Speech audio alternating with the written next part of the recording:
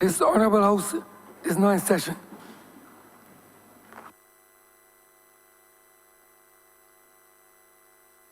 The minutes of the 27th of July 2018 and August 14th, 2018.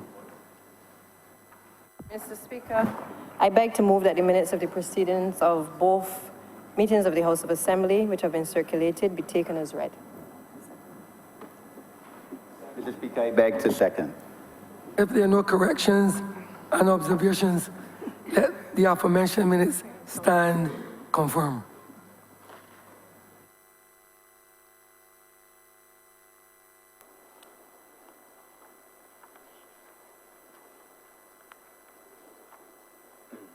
Announcements by Your Honour the Speaker. Messages from Her Excellency the Governor General. Petitions, papers, government notices, private members' notices, notices of questions, reports from select committees, first readings of bills. Mr. Speaker, I beg to move that the Road Traffic Amendment Bill 2018 be read a first time. Question is that the aforementioned bill be read for the first time. All those honourable members in favour, please say aye. Those against, please say no. We think the ayes have it. Statements by ministers, congratulatory and/or obituary speeches, personal explanations, motions for leave of absence, oral replies to questions, notices of motion for the adjournment of the House on matters of urgent public importance, orders of the day. To move that standing orders numbers 6, 18, 16, 20, 42, subsection 5, 43, and 44 be suspended for the remainder of the day's sitting. Second, please. Mr. Speaker, I beg to second. Question is that the aforementioned standing orders be suspended for the remainder of the day sitting. All those honourable members in favour, please say aye. Those against, please say no. We think the ayes have it. The aforementioned standing orders are so suspended for the remainder of the day sitting. Government business, sir. Order number 9, in the name of the Honourable Minister of Transport, Works and Maintenance, to move the second reading of the Road Traffic Amendment Bill 2018.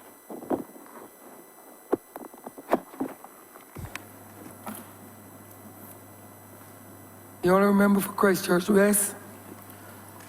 Thank you very much, Mr. Speaker. In keeping with my commitment that I've made to myself to try to bring an applied passage from the Bible to the matter that we are about to discuss. I looked at many passages, but the one I settled on is Matthew chapter 22, verses 17 to 22.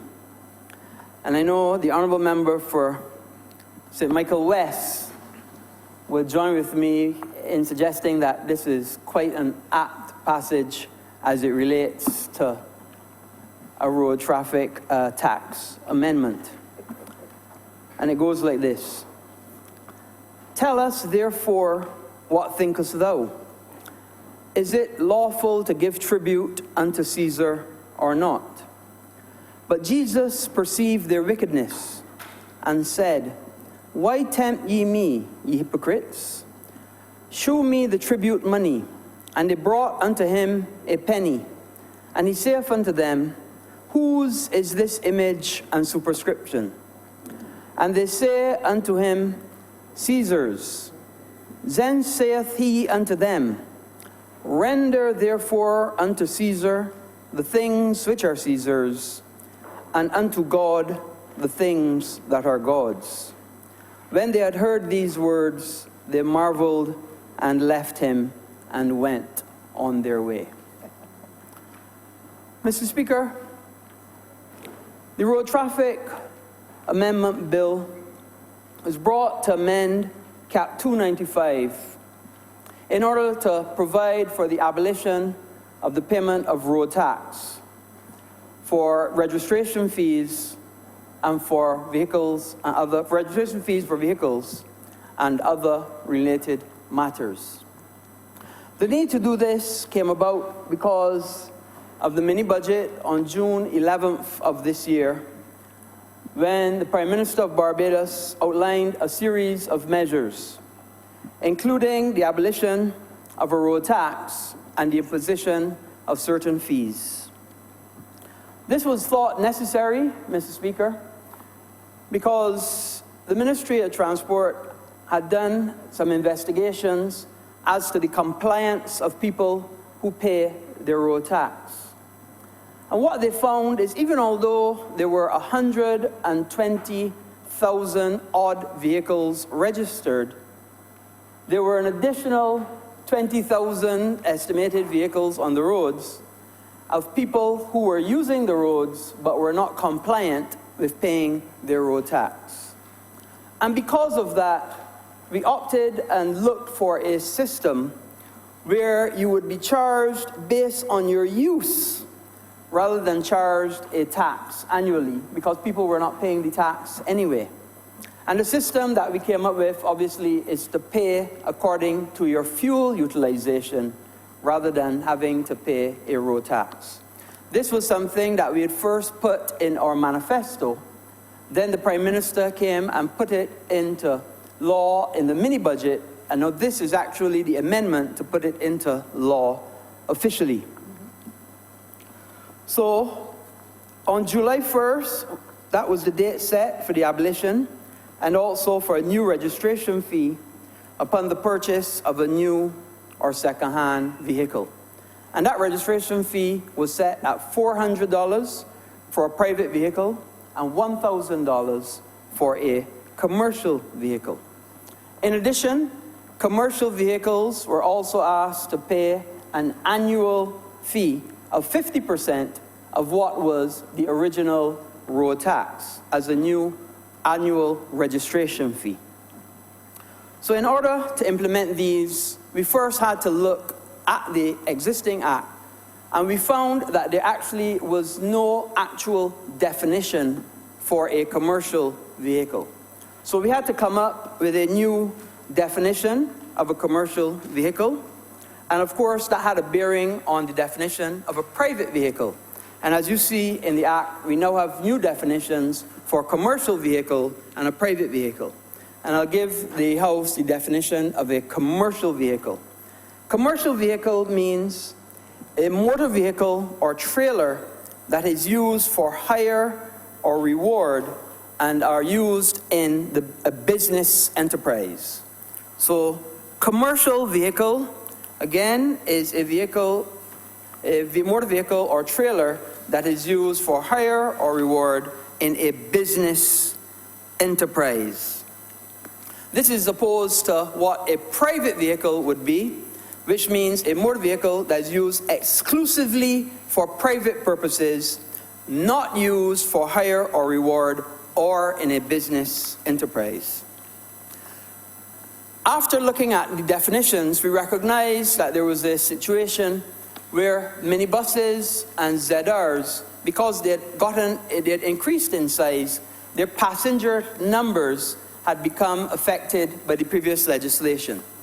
And the PSV operators had complained to us that oftentimes, in order for them to be able to pass inspection, they had to remove seats from their vehicles because of the legislation that existed. So they lobbied us, and we heard them, and we've agreed to change within the Road Traffic Act the definitions of the minibuses and the ZRs. So the minibus definition now moves from 11 to 24 passengers, from 11 to 24 to 21 to 57 passengers. And the road taxi definition now moves from 15 passengers to 20 passengers. And what this does is this facilitates the opportunity for the ZR and the minibus to in fact carry more people based on the sizes and the increased sizes in which the ZRs and minibuses have now been able to attain. The next matter that we looked at, Mr. Speaker, had to do with people who paid their road tax between the 11th of June and the 1st of July. And you would recall that significant members of the public had lobbied us and said that they thought it was unfair, they thought it was unjust, that people who paid between the time of the budget and the implementation, that they would have to pay a whole year's road tax. And again, we listened to them, and you heard the Prime Minister announce in her, it was an interview, she announced it first, and now we've come to bring that into law, where people who paid, whose road tax was due between the 11th of June and the 1st of July would get a refund of 75% of what they had paid, and they would only be liable for 25%. And in order for people to access that, they would have to write to the Ministry of Finance requesting that refund. And that is now also here in the law. So, once the road tax had been abolished, we recognized that non-compliance would be shifted then to insurance. As you would imagine, we already have a problem of people not paying their road tax, and we fixed that by putting it as a fuel tax. So then what became obvious to us, and what was brought to our attention by the Insurance Association as well, is that people became very concerned, and those who were non-compliant with their road tax would now become non-compliant with payment of their insurance. So in order to combat that aspect of non-compliance, what we decided to do is to increase the fine for those who were not compliant in the payment of their insurance. And that fine in this new legislation will go to $5,000 for people driving on our roads without third-party insurance. Now I'll give you an example for why that was important. In the past, people, I believe the fine was only $1,000. And people would make the assumption that if their insurance was $1,200, and they could get away for 2 years, 3 years, or 4 years without paying the insurance, that would have been $1,200, $2,400, or $3,600. And that number was greater than the fine itself. So people were prepared to take the risk and not pay insurance, because if they got caught, the fine was less than the amount that they would have saved, even although illegally, if they had not paid the insurance for that period of time. So what we decided is that the fine obviously had to come in line with the cost of insurance. So we chose the number of $5,000 because we thought that that being much stiffer a penalty, it would deter people from taking that chance of not paying their insurance. And let me be clear, Mr. Speaker, insurance is not only there for you and your car. Insurance is there for all the other road users that you may injure, that their property you may damage, that their lives you may put at risk by driving a car or driving a car in a reckless way, or just because an accident has happened. Accidents do happen, brakes fail, tires fall off, and accidents can happen. And I encourage every single road user, now if this fine, once this bill is passed, and a fine of $5,000, please don't take that risk. Please don't take that chance. When you get in that car to drive, make sure that you are well covered by insurance.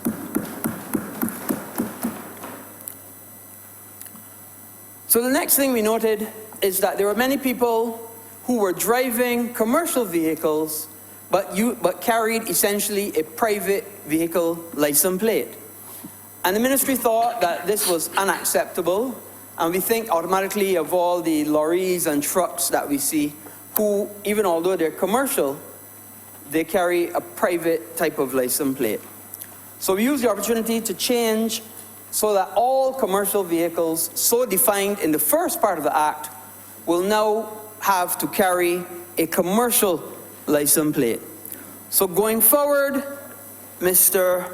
Speaker, all commercial vehicles in Barbados will now be denoted by a C to denote that they are commercial, and the license plate will be a blue and white license plate to separate it from the private license plate that we used to have in the past. Well, private only for private cars, the black with the silver. But commercial vehicles will be required to have a C and then the numerals thereafter, and those will be in blue and white.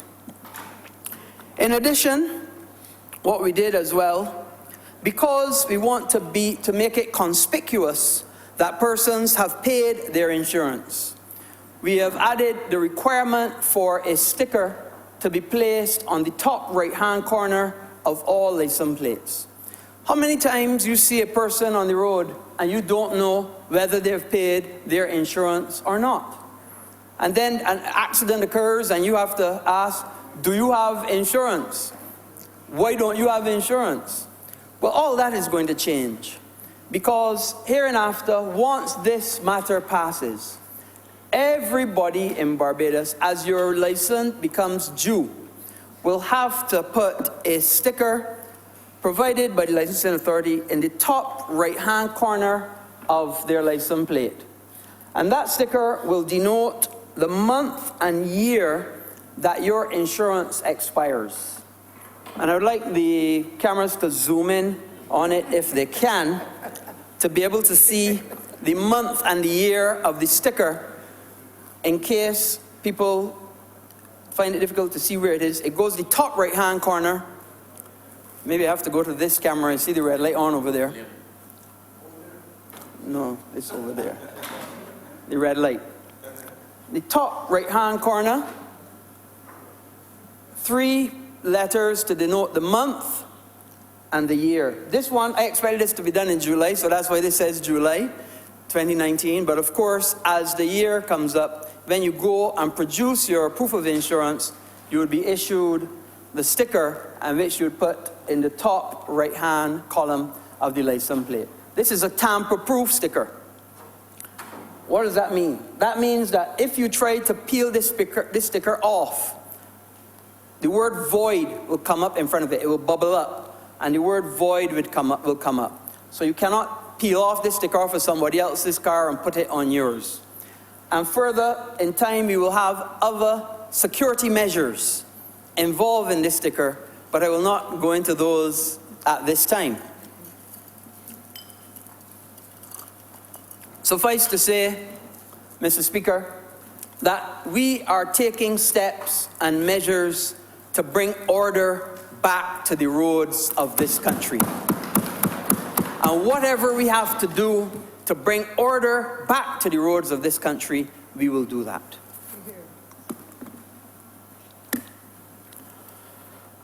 Right. So that was the commercial vehicles and also the sticker. Another part of the Road Traffic Act that we found important was that change of ownership. So many times people buy or sell vehicles and they don't inform the licensing authority.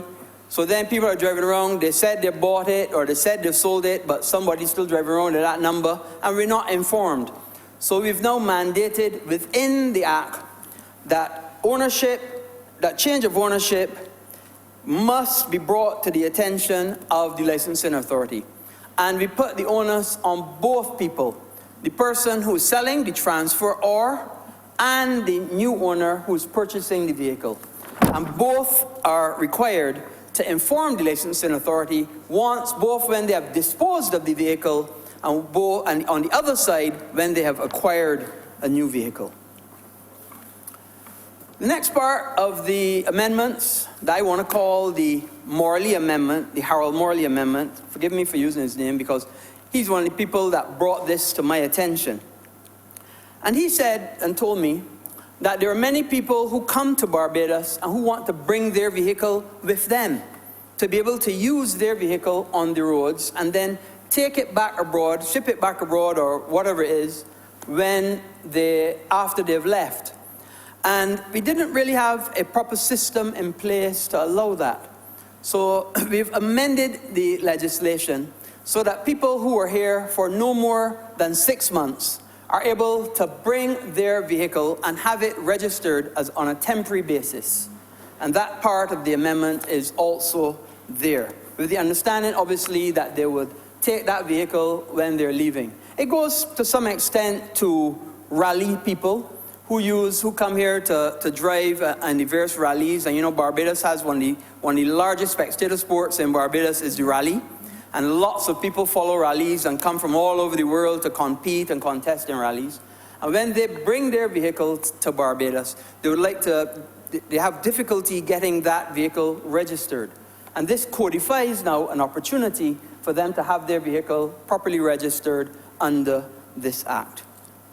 However, Mr. Speaker, this applies only to countries that give Barbados a reciprocal arrangement for Barbadians who may want to take their car to a respective country.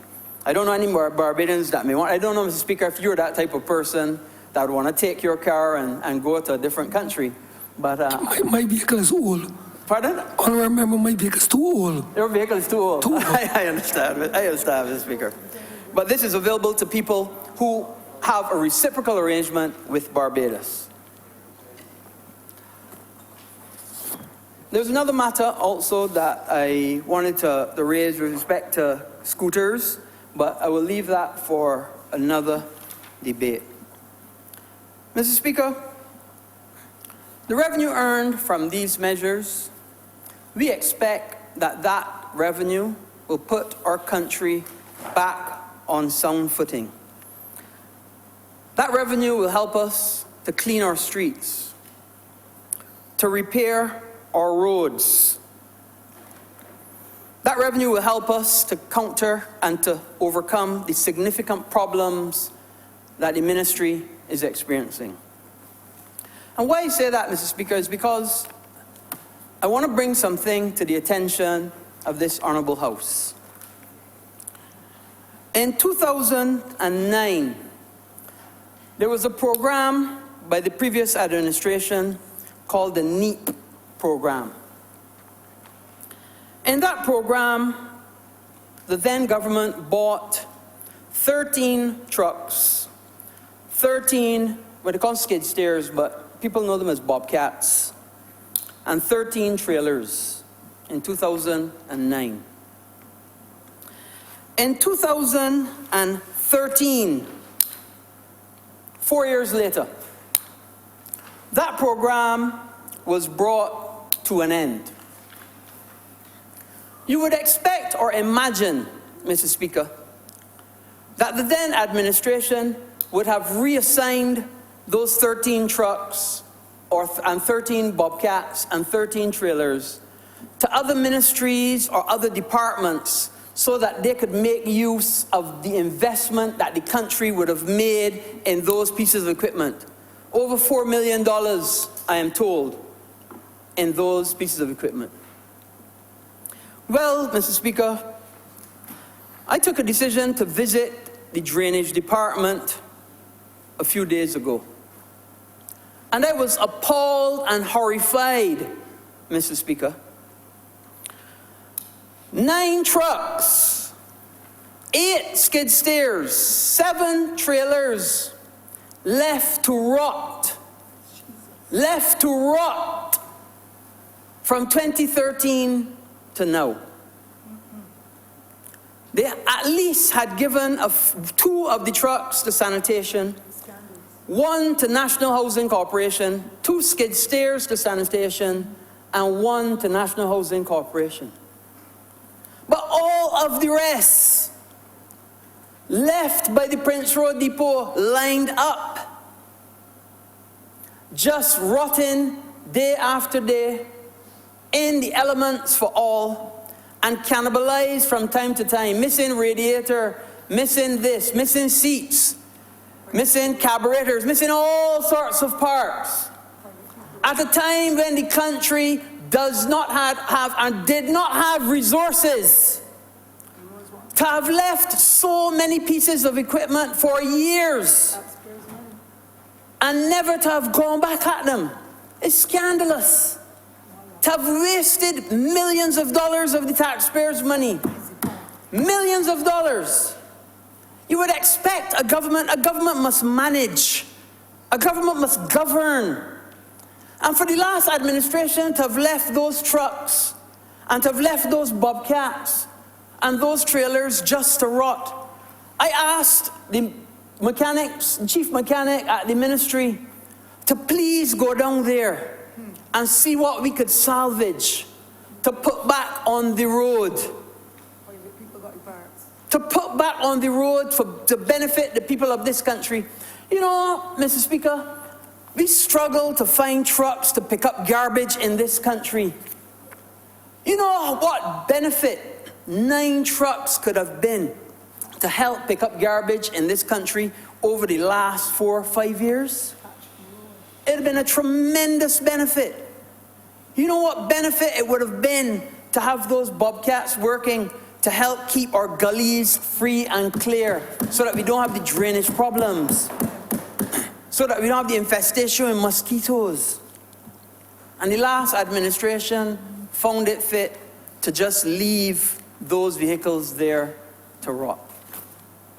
It's just a scandal. And I was just appalled. I sent the chief mechanic to look at them to see what we could salvage. And he reported yesterday to me, he said, we would be lucky to get 1 vehicle now. He said that the trays, which is the part at the back, all had completely rotten out. He said they were missing all sorts of parts because they were just left in the open. He said that there was, if the quantum of money we would have to spend to be able to rehabilitate them now after 5 years to get them back on the road would not be worth it. The cost-benefit analysis was not there. And I was just shocked because when I first found them, I said, well, at least we could get some more vehicles on the road. Some more vehicles that we could use to pave our roads. Some more vehicles that we could use to pick up garbage, to help with the road reading program so that when people read the road, they don't have to leave the stuff in the road because a truck will be following nearby to pick it up. Not 1 of those would be available. And anybody who knows vehicles would know a truck or vehicle bought in 2009. By 2012, 2013, that truck is still supposed to be a good truck. That truck is still supposed to be able to do the necessary work.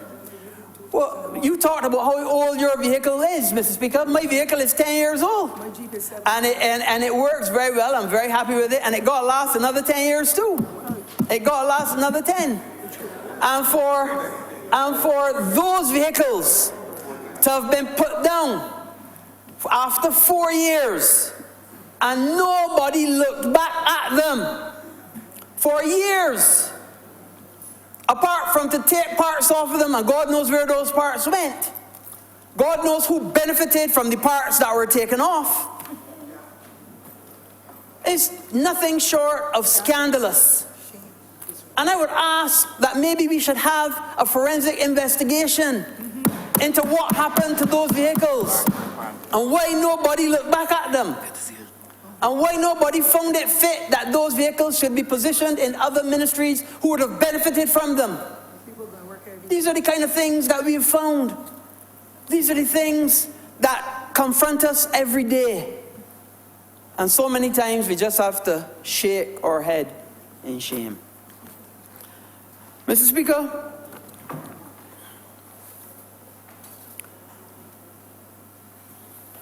it's been a pleasure to be able to bring this Road Traffic Amendment Act to the House.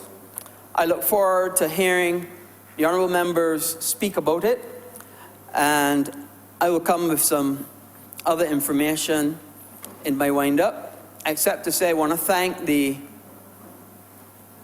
officers of the ministry who worked very, very hard to put these amendments in place, and the officers at the Chief Parliamentary Council, the CPC, as well. because we were essentially charting new ground. Because never before did we have this kind of tax where you paid your tax based on your utilization of the fuel rather than a road tax. So we had to go and amend, I believe it was 38 different sections in the Road Traffic Act. And that took a lot of work, took a lot of time, and I appreciate all of the effort put in by both the Ministry and the Chief Parliamentary Council. And I look forward to hearing all the honourable members present in this debate. I'm obliged, and I ask that this matter, this bill, not be read a second time. Thank you.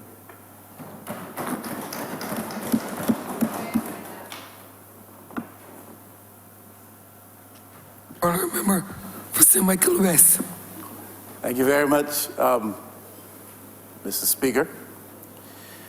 Now, I sat on the back bench on the other side with the honourable member who just took his seat for about 5 years or so.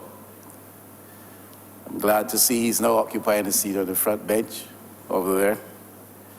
But I know him from our almost weekly conversations to be an enthusiastic servant to the people of Barbados, to be very energetic despite his portly bearing, and to be very progressive in his thinking. And we're happy that he has moved with some dispatch to bring these matters before this House, which this side will have no problem supporting. But just one or two things I would like to put before him and put before the Honourable Chamber for continued consideration, because of the type of person that he is and the type of representative that he has been to Christchurch West, and because of the type of minister I think he will prove to be. I want to talk a little bit about the matter of a meaningful tax and duty concession regime for those in the private enterprise business who are involved in providing public transport.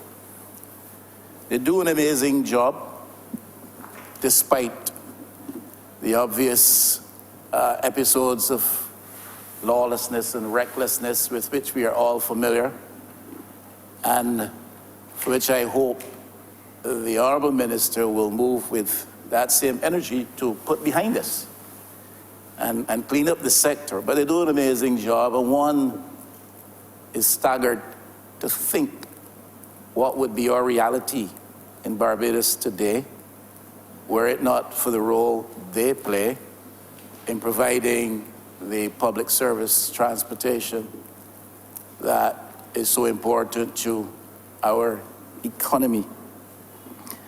But I urge the Honourable Member to move with appropriate speed to address the matter of providing them with a better financial, economic environment for their operations. We have heard their cries now for many years, and there was a time when the thinking was that the regime of taxation was influenced to some extent by a desire to be punitive because of the ills of the behavior which we just cited.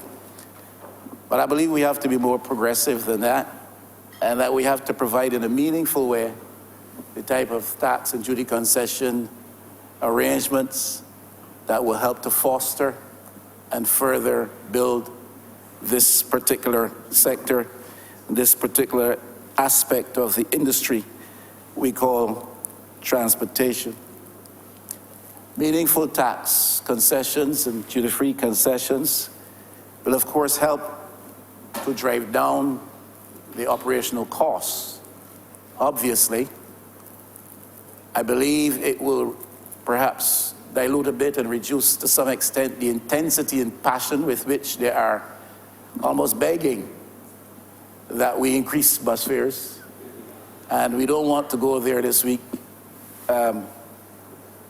Mr. Speaker, because the Honourable Member for Christchurch West has not yet addressed us on that matter. So we will not go there about any pending increase in bus fares. But we know those in the private sector have been asking because of what they see as significant advantage served to the state-owned transport board vis-a-vis the subsidies they get in a context where the cost of their operations in the private sector significantly being influenced by the absence of what they think to be or consider to be meaningful tax and duty concessions. It will drive down the operational costs for them. But perhaps even more importantly, I believe a proper regime of tax and duty concessions applied to their operations will serve to better facilitate ownership. And this is ownership of what I call and consider to be working class entrepreneurs in Barbados, working class entrepreneurship. And I believe that transportation is a sector in which people who traditionally have been perceived to be at the bottom of the economic ladder, quote unquote, in Barbados, can be facilitated to climb a little higher up or a lot higher up that ladder. So we're talking about facilitating a sector to rise from the bottom a little higher up the economic ladder. And I think this is very important, Mr. Speaker. I believe that part of the role of government, part of the role of the state in developing economies such as ours is to empower those who are least or less empowered at this time. And transportation is one area which provides an easier opportunity for governments to seek to serve that objective of empowering such persons and bringing them more so into the forefront of economic activity, more so into the ranks of ownership and viable operations in our particular situation. I believe the state needs to take a very serious look at the efforts that we continue to make as a state to provide for public transportation in Barbados. I hold a view, I've said it before. I'll repeat that view until I'm told it is folly and I'm persuaded that it is such, or until somebody at least hears me. But I believe that the state needs to take a very serious look at its attempts to provide for public transport in Barbados. We continue to lament the cost of acquisition of new buses. We have not bought or had a new bus bought for years in Barbados. Last administration to have bought omnibuses for this country is the current administration in office. And I don't know that I can identify a moment in time when the former administration, in any of its iterations, bought buses really in modern Barbados. I might be wrong on that. But certainly it's been a long time since we bought buses. We're not looking, I understand, to do that, whether new brand buses or second-hand buses, used buses, I don't know. We're not looking to do that, but that's a burden on the taxpayers of Barbados to acquire these new buses to the extent that they are needed. Then there's the cost of maintenance, quite high. There's the cost of insurance. There's the cost of energy, quite high. And all of these are costs which have to be borne by the state in the attempt to provide for public service transport in Barbados. And I'm saying all of that simply to suggest maybe it might be more prudent if we would look to put more of the responsibility for providing public transport on the private providers of transport in a context where we meaningfully create an environment for them in which there's ease for acquiring buses and I mean bigger buses. I do not know why we feel we have to continue the situation where the state has to buy all these big buses when there are people who are involved in transport who perhaps could be encouraged to dispose of the smaller buses, put them out of use or put them to use for some other purpose, and invest in larger buses facilitated by the state. I mean, we have helped tourism sector, we've helped manufacturing, and tourism is where it is today because of meaningful tax and duty concessions. Manufacturing is, well, we're not too sure where that is, but manufacturing has been able to achieve to the extent it has achieved in Barbados because there were duty and tax concessions as well. I'm simply saying the state needs to rid itself of the burden of providing for this service to the extent that it does. Don't get me wrong, state should provide the social service, provide for pensioners, provide for the schools, but get out of the business to the extent that it can of providing universally for public service transport in Barbados and avoid that cost of acquisition, of maintenance, of energy, of insurance, and facilitate the private sector. When I say the private sector, I don't mean a few people of some specific ethnic variety, and I'm not speaking of those who are the moneyed class in Barbados. I'm speaking of working class people who are looking for an opportunity to climb the economic ladder in Barbados, who have invested to the extent that the arrangements in the environment now existing have been able to facilitate them. But let's think about going to the next level and allowing them to own large buses. Put proper regulations in place, make sure that there's proper arrangements for scheduling,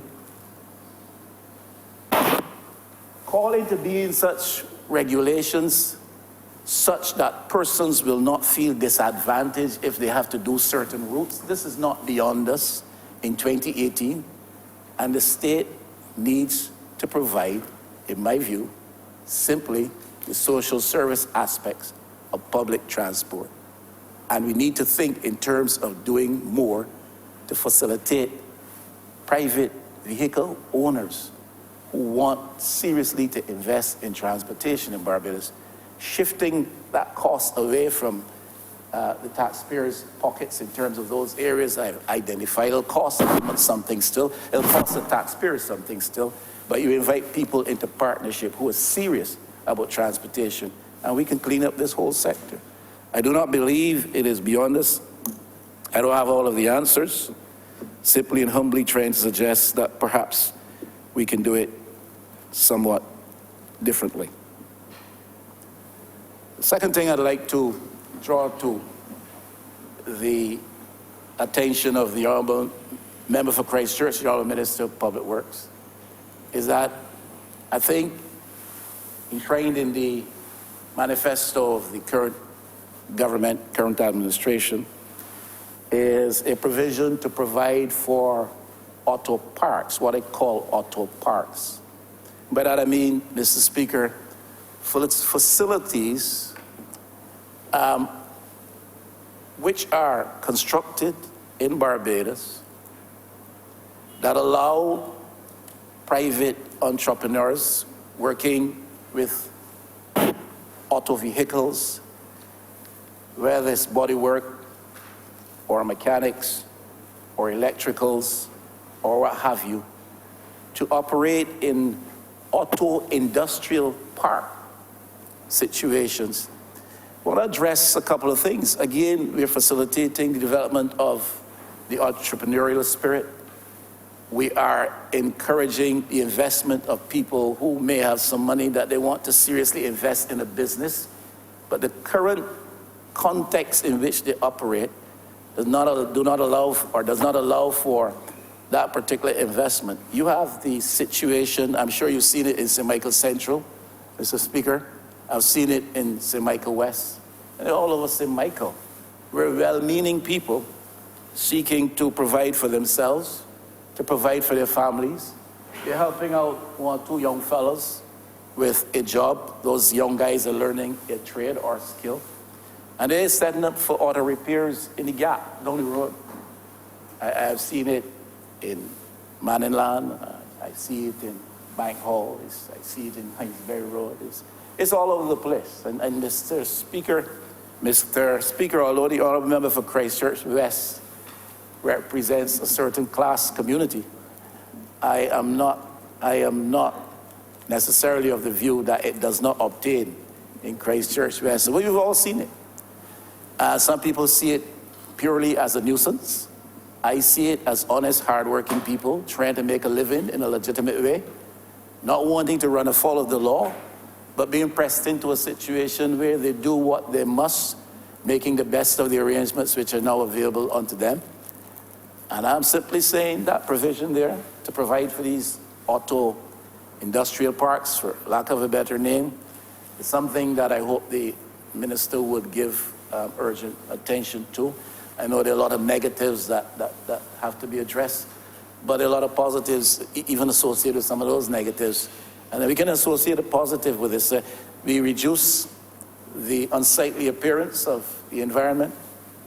We reduce the health and security risks which are associated with this type of activity. And we provide for economic mobility. You enter into a private-public sector part. We sometimes think that public-private sector partnerships must relate to all these big projects. I'm simply saying there's a type of public-private sector partnership, if you want to call it affirmative action. There are ways in which we can address some of these negatives, and the negatives associated with this particular issue, by having a positive orientation towards the arrangements that we create around these types of operations. And I'm simply trying to urge the member for Christchurch West. I know that his is the type of mindset that will not let things like that rest for too long before some form of address is attempted. Now, there's some negatives, Mr. Speaker, that I would also want to call to the honourable member's attention, not that I need to do so, but these are things that trouble me, I'm sure trouble him, it troubles all of us as Barbadians. We have a situation, and I've spoken to some positives with reference to the operation of private sector vehicles providing public service, but there's some negatives too that we should not continue to ignore. And I do not know that there is any regulation in place that prescribes for the length of time that a driver spends behind the wheel of a private sector vehicle providing a public service. I know that some of these fellas are on the road very early, 4 o'clock and 5 o'clock in the morning. These fellas have to bestir themselves, pick up that vehicle from somewhere, and then you are on the road hustling from just after 5 o'clock, and you're hustling all morning, all afternoon, all evening, all night. You're hustling till about 11 in the night or 10 in the night, depending on who you are. You set down that vehicle. But you have been behind that wheel all day, transporting commuters in Barbados who have been putting their lives in your hands.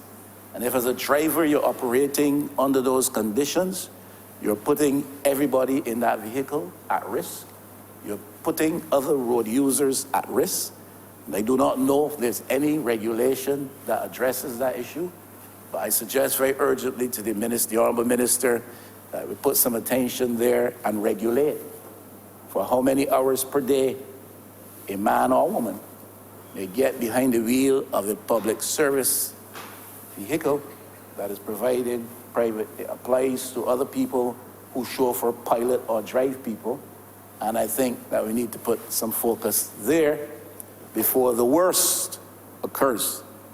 And again, I think the Honourable Member for Christchurch West is so disposed in spirit that he will not ignore that for very long. Then there's the increasing frequency, incidents of drivers running traffic lights in Barbados. Used to be a problem at night. It's not a problem, period. I remember years ago, Mr. Speaker, I used to see this in Trinidad. Everywhere in Trinidad, fellas just ignore the lights. and proceed. I never thought I'd live to see the day it would happen in Barbados, because we're disciplined people. But it's not happening in Barbados with increasing frequency. You know, I've told my sons who drive, when you come to those lights and they move from red to green, pause a while before you move, because there may very well be some turkey coming from the other side who will take you out. I come with dread to traffic light crossings in Barbados now at nights, because I fear that somebody is going to be running the lights. We got cameras. We have cameras positioned a few places in Barbados on traffic lights. And I believe that if it is necessary, and every life is important, every single life is important, and this causes one death, there's one death too many. And if it does cost us a few dollars to so equip these junctions, whatever mechanism we use, with something that can quickly pick up on illegal and what I call criminal activity in running lights, I believe that we would have done well. But that is a very, very serious problem. I don't mean to prolong the issue here, the discussion here, Mr. Speaker. Another problem I have is a problem with bike noise, the noise of motorcycles. Man, that is a nuisance today. If you live near the main road, you have problems. If you're sick, convalescing, you have problems. I've been places where the noise being put out, emitted by 3 score, 4 score, 5 score motorbikes is not the equivalent as the noise of one motorcycle in Barbados. That's a fact. That's a fact. And you can check, Mr. You're a well-traveled man. Honourable member, sorry. Mr. Speaker, the Honourable member for Christchurch West is a well-traveled man, although he has done a lot of his traveling by private jet. And I wondered at one stage if the provisions in this amendment here, these amendments would have captured the movement of private jets. I see that it did it. But he also travels along the roads of Barbados and elsewhere, although he travels in style. And though his vehicle may be older than yours, Mr. Speaker, I'm sure you are well aware of that. The difference in quality of the vehicles is what is pertinent here. And 10 years on your vehicle means that vehicle ought to be retired. That is correct. That is correct. But I was saying, through you, Mr. Speaker, the honourable member, this business of the noise of motorcycles, this is a bad thing. And I rarely have been places where you would see scores of motorcycles on the road and not hear the type of noise that you get from one motorcycle in Barbados. And we've got to be able to do something to govern that situation. And I presume it's simply some mechanical adjustments or some form of regulation. But that is a border. At the age of the honourable member for Christchurch West, it may not constitute so much as a border. And for a man in his health, his state of health, it may not constitute that much of a border. But for persons like yourself, Mr. Speaker, Correct. getting on in age, and at this moment, obviously not fully well in body, it constitutes a significant bother. And I think it's something that we need to address. And then perhaps finally, before I take my seat, and I applaud the effort of the minister to address the business of road tax in Barbados, and the fact that there were so many thousands of people who were not compliant in terms of registration of the vehicles and payment of road tax. But the other side of the coin has to be, in my view, more fully and more meaningfully addressed, and that is the issue of insurance. Now, I understand what has been said here today and the use of this sticker, and that it is a sticker which you can't tamper with because it will bubble up and say void. But the honourable member for Christchurch West, I'm sure, is fully aware of the fact that in Barbados today, we have gone past that stage where we will worry about the sticker. We will not look to change the sticker. The problem of the practice is that we change the plates, and people use fictitious plates. And if the sticker is on a plate that I want to use, I use that plate fictitiously, and I'm still in breach, and I'm still uninsured. And when you're driving on the roads and you're uninsured, as the minister said, our minister said, you're really constituting a border, because it's not only you you're exposing, but the others with whom you might come into accidents and stuff like that. I have had that experience. Perhaps we all have had that experience. And we need to address this matter of insurance compliance. That's the other side of the issue for registration of vehicles. There are cost implications, of course, to those who are compliant. To the extent that you are not compliant, when I go to pay my insurance, I'm paying an added cost, because I am paying for part of the omission on your part of not paying. We need to strengthen the compliance mechanisms. I appreciate the use of the sticker. We've got to take it step by step, but we need to look more fully at something which is more enforceable, perhaps less conducive to tampering than this, to non-compliance, I should say, than this one is. And I think we need to look for the government, we need to have the government look more so to the insurance companies, and in partnership, in collaboration and dialogue, try to determine how best we can address the matter of non-compliance with reference to insurance on vehicles in Barbados, because it really constitutes a border. I thank you, Mr. Speaker, for allowing me, and thank the Honourable Member for Christchurch West for this presentation.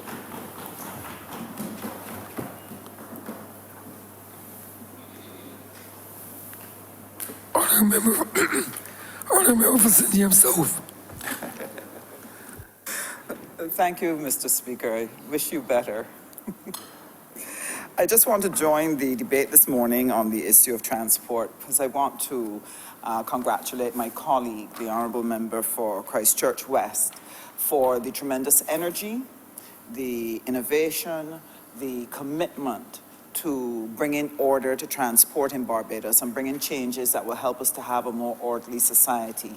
He has worked, Mr. Speaker, extremely hard, and he's been dealing with the issues one by one. I also want to congratulate his colleague, Honourable Member for St. Lucie, who works hand in hand with him in making this work and doing things that have benefited all Barbadians, and I want to give them much thanks. What has been placed before the House is the fact that we need to have proper management of our transport sector. And the Minister outlined a number of issues that they are addressing at this time in order to bring that proper management, to make sure that there are better use of our resources where they have been misused, where they have been abandoned. And so Barbadians who are paying taxes have not been getting the full benefit and full value of their dollar from the government services. He's seeking to turn that around, streamlining the revenue earnings of government so that we are able to make sure that more people participate in paying for the use of our roads, and that is done more equitably, and the government will earn more because there will be less evasion of that necessary tax to help us keep our roads in good order. And I really want to thank him for that, and especially the efforts made in, I know he's going to be starting some road building very soon, but just patching some of the roads has made a difference, and patching them better than what would have happened in the last few years. And that has made a difference to people who have cars and who really don't need to be changing their shocks quite so frequently. Now, we have had the introduction of the fuel tax as a way to switch from people paying road tax, which everybody does not necessarily pay. And while initially people will feel the pinch in terms of the increased cost, I think over time they are going to recognize that it really is a much more efficient way of sharing the cost of our roads by including it in the fuel. Now, Mr. Speaker, the development and the growth of an economy, the development of a society, is not a short-term endeavor. Barbados has found itself in a position where many of our institutions and processes have not worked well, and transport is just one of the areas in which we've needed to see a great deal of reform.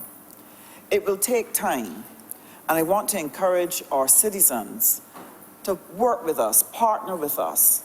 We will get to the various elements that need addressing bit by bit as time, resources allow. One of the areas I would like to draw to the attention of my colleague, and something that Sorry, Mr. Speaker.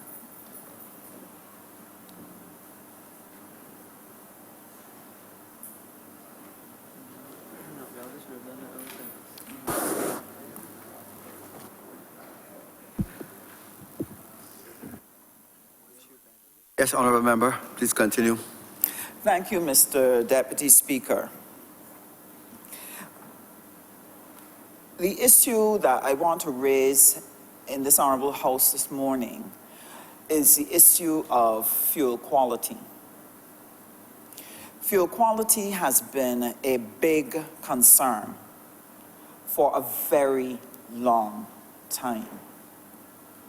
I've listened to mechanics, I've listened to professionals, and many of them have stated that the quality of fuel which we put into our cars really is not the best and would lead to the quicker breakdown of vehicles, thereby costing the citizens much in terms of the replacement and parts and so on.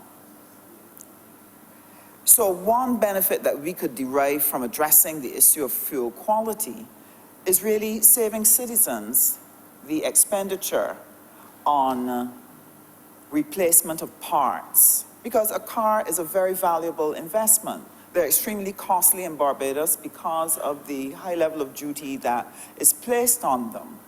And I would want to see that in the near future, we could start to address the issue of fuel quality. But that is not the only matter, Mr. Deputy Speaker. Fuel quality also affects air quality. Last few days here on the BBC and on CNN, they've done some documentaries on the impact of pollution on the population. It is stated that close to 14 million people die per year because of air pollution. Air pollution is a big issue, and it is a problem in Barbados. Those of us who suffer from asthma, allergies, respiratory illnesses know the anguish and difficulty that is experienced when one is traveling on our highways and the gas fumes are polluting the atmosphere. That person, having been exposed to that level of pollution, by the time they get to their place of work or get to school, their capacity to focus, to concentrate, to do their best work is going to be compromised if they are consistently exposed to poor air quality because of the pollution coming from our fuel. And therefore, Barbados can do itself a tremendous favor by looking at addressing this issue. And in looking at the private sector vehicles, some of the worst offenders are those commercial vehicles, whether it's the PSVs and trucks. How many of us have driven behind one that was belching black smoke the entire length of that journey? And I see women by the roadside with small babies in their arms, having to tolerate that strong, pungent odor that is compromising the air quality. Even just recently on one of the BBC documentaries, they stated that the level of intelligence of an individual actually diminishes the longer they are exposed to air pollutants. So Barbados can do for its citizens a tremendous favor by letting us take a look at our fuel, establishing standards for fuel, and ensuring that when we pull up at that gas station, that when Barbadians purchase their fuel, that one, they're not purchasing something that will be harmful to them and harmful to their property. And Barbados could save in relation to its productivity. It can save in relation to its foreign exchange. This is one area that would be tremendous in its benefit to us as a nation. Now, we've struggled for a very long time, Mr. Deputy Speaker, on the issue of discipline on our roads. And Barbados has been becoming, as traffic has become huge, delays. Mr. Speaker, there are people who have to leave home by 6:30 in the morning to get to work if they want to be there by 8 o'clock. If they leave at 7 or 7:30, they don't have a hope of getting to work on time by 8. So conscientious people get up extra early. Conscientious people wake their children earlier, do more planning in order to get their families to work or school on time because of the tremendous traffic congestion. And I know that my colleague will be addressing issues of this nature because congestion on the roads affects the gross domestic product of the country. Think of the peak times, Mr. Deputy Speaker, when traffic is at its highest. Early in the morning, coming to work and trying to get home from work on evenings. And Mr. Deputy Speaker, you have talented Barbadians, working Barbadians, sitting in those vehicles, idling on the road. And every minute, every hour that they spend not being at their desk, not being at their machine, not doing their work is a cost to the Barbados economy. I feel very strongly about it because where we are as a nation at this moment, where our GDP has not grown in the last 10 years, when in truth and in fact we have had a shrinkage of the size of our economy, because despite inflation, we have not been able to even register 1% growth since 2009. And I remember, Mr. Speaker, when we were last in office, we had identified that we needed flyovers in order to help deal with the problem. This was wrongly poo-pooed by the then opposition, the Democratic Labour Party. And the more you listen to the things that they say, the more you recognize that they do not know how to manage or govern a country. Because if you identify, we have close to 110,000 cars, 120,000 cars on the road, and all of them trying to get to work and get away from work at the same time, the traffic jams are enormous. And if we rated out that you had approximately 50,000 people moving at that point in time, and the charge-out rate or the level of productivity they could have been delivering had they been able to be at their jobs. If you multiply that, Mr. Deputy Speaker, by even $20, you're talking $8 million a year, a day, that we are losing because people are idling in traffic. When you multiply that by the number of days we work, Mr. Deputy Speaker, the loss to the economy is absolutely enormous. And therefore, this is a matter that needs to be addressed, that we are able to look at ways in which we're going to reduce the traffic jams so that we reduce the time that is lost waiting in lines, waiting at traffic lights, inching through traffic to make sure that we're able to raise the GDP of Barbados. I want to end by saying, Mr. Speaker, as a new member of the lower house, as a new member of a cabinet looking at how we are going to build Barbados, I can only say that I have been absolutely appalled at the lack of effort, the lack of work, the lack of innovation shown by the last government in dealing with our matters. And I say that because, Mr. Speaker, Mr. Deputy Speaker, I've watched this team as it has come in and started working. I've watched our leader as she has set the pace for every department, every ministry, to fast-track the work of righting and rebalancing the country and advancing our cause. Had the Democratic Labour Party shown half the energy and half the commitment, we would never be in the state that we are in. And I am embarrassed as a Barbadian that we had to pass through those 10 years with a set of people who obviously had no care whatsoever for this country, because they have failed Barbados. One of my constituents asked me, but are they Barbadian?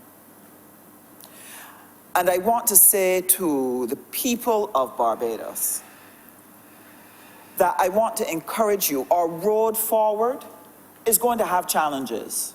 We're going to get a pinch and a squeeze here, but we are going to get out from where we are. But we will get out when we all pull together to make this work. And therefore, I want to say to the PSV operators, we need to be more disciplined on the road. I want to say to them that they are an important, integral part of our transport system. We need them. But we need to bring order and regulation. And with the best will in the world, Mr. Deputy Speaker, no police force, no Ministry of Transport, no amount of legislation will bring the total order that we need. People are going to have to keep order from within their hearts. They're going to have to commit to obeying certain rules, because we will not have a policeman at every corner to stop you when you do something wrong.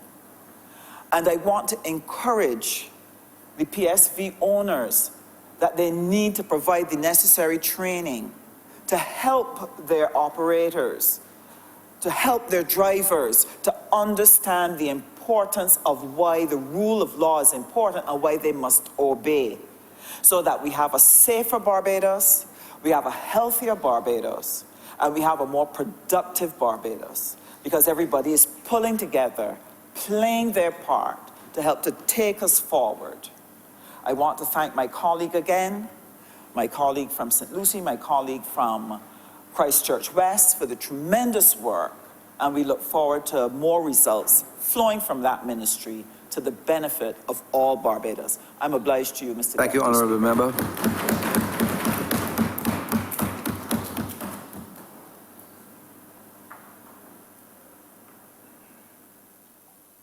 For St. Philip West. Thank you, Mr. Speaker. I too would wish to commend my colleague for Christchurch West for bringing this particular bill. One of the interesting things is that in one fell sweep, he has been able to put aside some problems that we've been having on the roads. And when I heard a number of people in some quarters criticizing the measure of moving from road tax, I smiled, because I remember the days of going into licensing authority, having to stand up in exceptionally long lines to pay my road tax, also having to look at my watch to see what time it was that I was supposed to be at work, and also for those persons who at any particular point in time would have found themselves as the economy contracted and they had less spending money, finding themselves ducking and dodging from police on the road because they were unable to pay their road tax. Now, the honourable member in one fell swoop has put all of that aside, and he should be commended for it. No longer would any one of us who might find themselves in that particular situation have to go through the stress of everyday ducking and dodging, no longer the stress of wondering how you are going to get it paid when there's no money to pay, but you're contributing in a significant way to helping them also to repair the roads and do the other things that he mentioned. And so I would just like to say simply that I fully support this measure. In fact, I'm astonished that it was not done before. But then when I look at the previous administration, I would understand why. But it is important that people begin to understand that we're in a time now where this present administration continues to find new ways to make living in Barbados a lot easier. And this is one of them. The honourable member also spoke about the transfer of ownership. And you're putting the onus on both parties to ensure that the relative authorities are given the information. One of the things that I would like to suggest is that the ministry puts in place an online facility where this can be done. Again, you're seeking to make these transactions as easy as humanly possible. You keep people away from having to come to a particular place at a particular time to have this done. And again, you're looking at making smooth transitions to get these things done. The honourable member for St. Michael West spoke quite eloquently about the noise of the motorcycle vehicles. And as I sat here, I thought to myself, well, I too can appreciate what he was saying, and I agree that the noise is somewhat of a problem on our roads. But more importantly, I believe that the behavior of these motorcyclists, especially the young ones that I see on the road performing stunts in traffic, needs to be looked at. Because there is a place and there's a time for everything under the sun, and the place to do wheelies and all these things that I encounter myself when driving on the road is not on the public roads. And something, Mr. Speaker, has to be done to curb this recklessness. We've for some time been talking about having breathalyzer tests for alcohol. I am patiently awaiting some word on how far we are with that. This is one of the things that I am sure will save some lives in the long run if we can have it done quickly.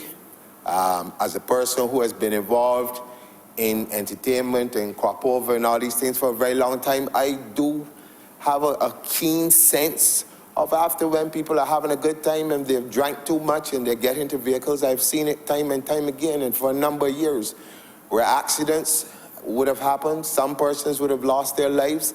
And if we had these measures in place at this particular point in time, and especially when a lot of our younger people, and we've seen it on social media, we've seen it all around, younger people are getting involved in alcohol at a young age. And it's going to be really important that when they transition from young teenagers to the point where they can drive, that we have these measures in place to avoid losing a lot of our younger persons as we go along. And as the world around us changes and we become more in tune with a lot of the trends, not only will we have to look at alcohol, we're going to have to look at marijuana and crack cocaine and all these things that are creeping into our society. And we cannot close our eyes to these realities, but we have to be proactive and put things in place to deal with these, because if we think that we are, by any stretch of the imagination, immune to these problems, we would be fooling ourselves.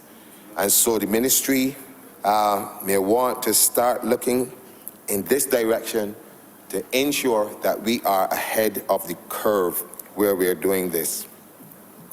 Well, like I said before, I fully support the fuel tax. I think when I listened to a lot of the concerns that people had about how much they worked out that they were going to be paying, I think one of the things that was missed on each occasion is that you only put gasoline or diesel into your vehicle when you're driving it. But if it's home sitting down, you're not going to put gasoline in it, and you're not going to put diesel in it. So it's like a top up with a phone. You pay as you go. And if you can understand that for a telephone, then you must be able to understand that for a vehicle. It is basically the same principle. You pay as you go. The more you use the road, the more you put in gas. The more you put in gas, the more you contribute to the economy. The tax goes to repairs the road. So there's a cycle and a circle that you can see that is beneficial to everyone. I listened intently as we spoke about the PSVs. There's something that has been troubling me for a very long time, and I think this is the best place for me to bring it up now. And I hope that the two ministers responsible for transportation might be able to shed some light on this for me, is the terms of employment for PSV drivers. I think the time has come where we as serious citizens must look at this. You cannot tell me, and I stand corrected on this, but from the limited knowledge that I have, if you're saying that people are going to work and they're being paid after having to provide a certain amount of money if they are not the owner of the vehicle, you are in part and parcel contributing to the recklessness that happens on the road.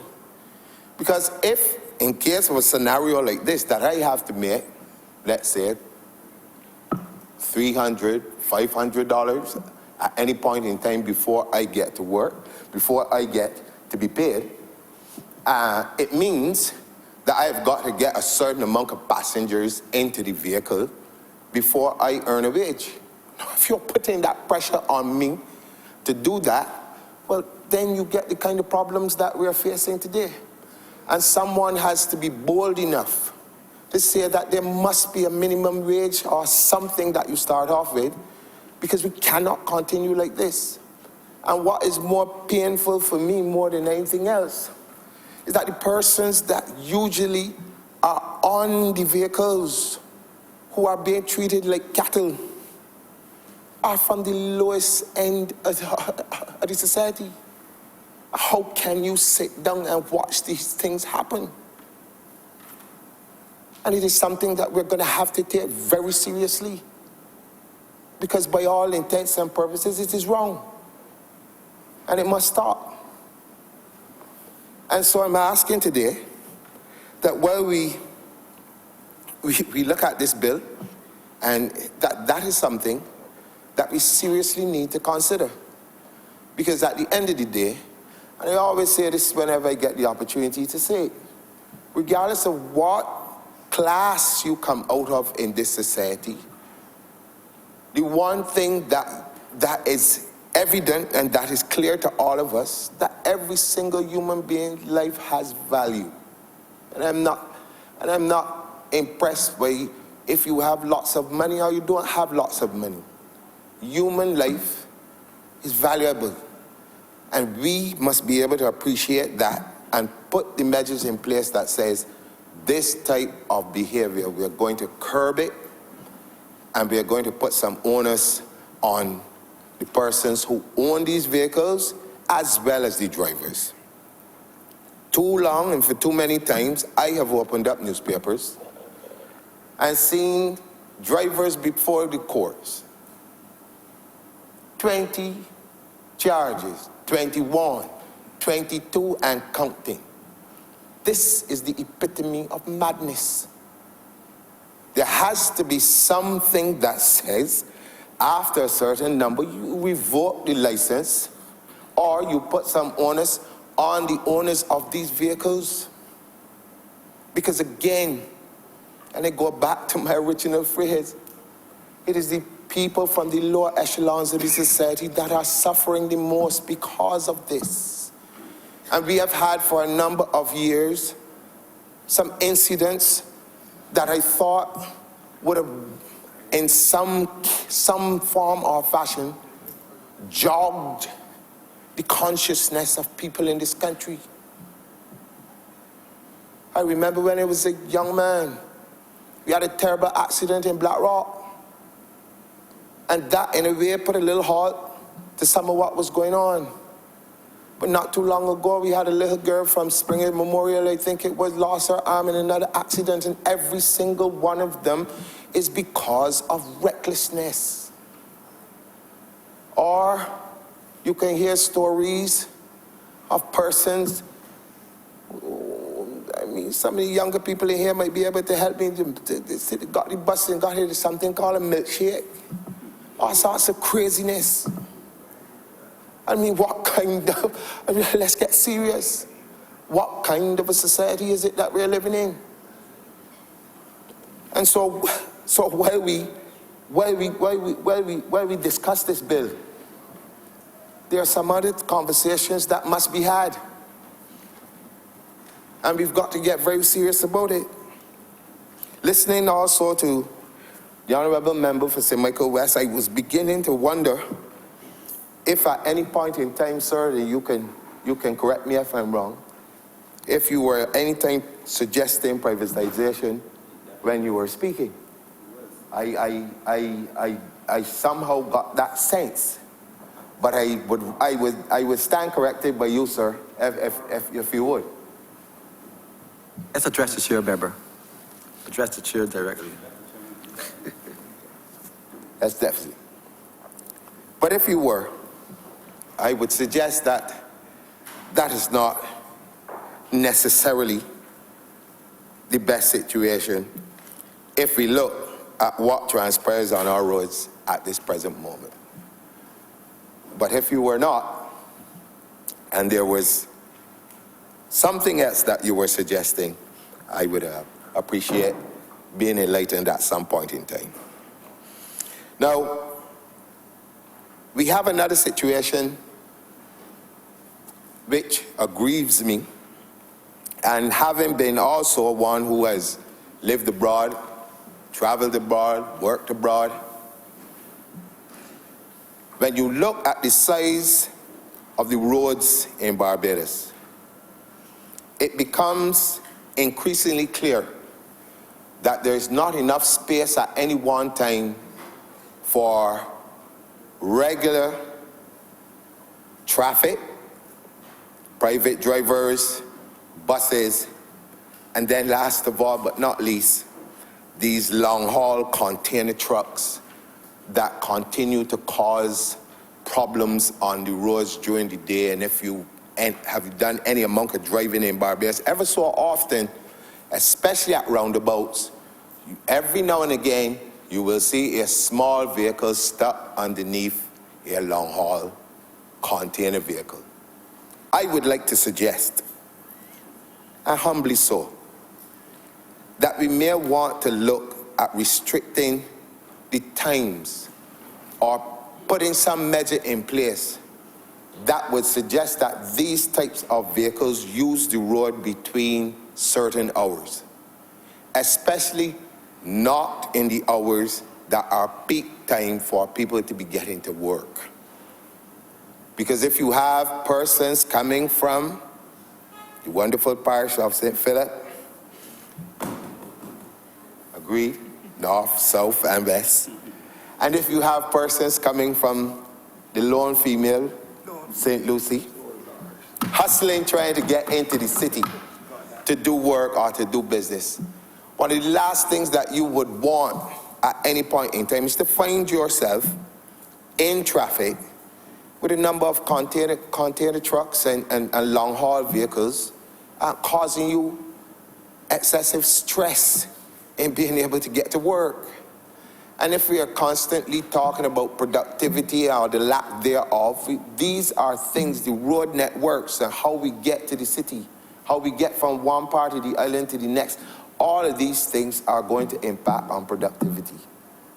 And so, in closing, what I would once again very simply want to say to the Honourable Member for Christchurch West, a job well done, as usual. And this Barbados Labour Party administration continues to prove, not only to the people of Barbados, but to the naysayers, that things can be done. And we've lived through a period where all you would hear for a number of years is that this cannot be done, and the next thing cannot be done, and this cannot be done because of what is happening in the rest of the world.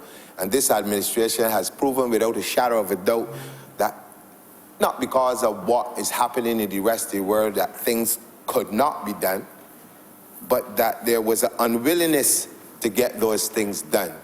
And people continue to say to me wherever we go that we've hit the road running, and they fully appreciate the job that is being done.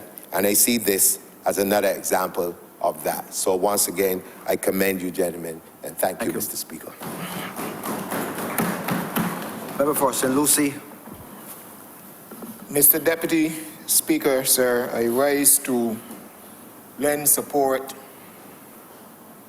to this Road Traffic Amendment 2018. Let me begin by commending the officers of the Ministry of Transport and Works and the Chief Parliamentary Council in working tirelessly to ensure that this legislation come